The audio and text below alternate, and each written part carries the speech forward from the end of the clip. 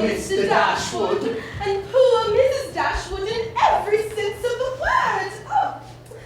You know his widow and daughters are left with almost nothing. No, not truly. But Norland Park is such a large estate. With very many debts in the family. No, nothing like that. It was a question of the law. Did somebody break the law? No, Mr. Dashwood could not legally bequeath it to the lady. It all went to his son from the previous marriage, Mr. John Dashwood. I think I will give them £1,000 apiece to start their new life. But wasn't he a rich man already? Oh yes, he married into money, but his rich wife, not a sympathetic creature, moved into Norland Park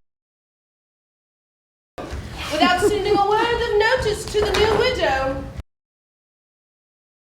Oh, Eleanor, why do you always love to think the worst? I don't. But what else could have happened? Why, it is perfectly obvious.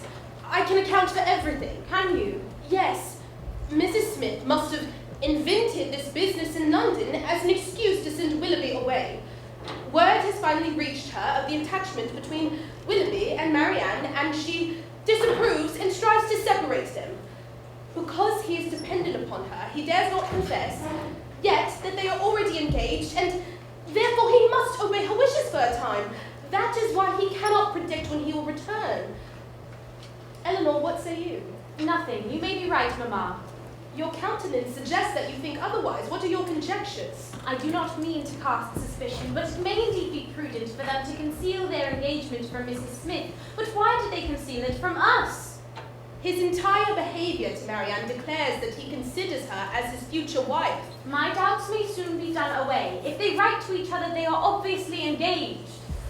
A mighty concession indeed. Oh, ungracious girl, if you were to see them at the altar, would you then admit that they were to be married?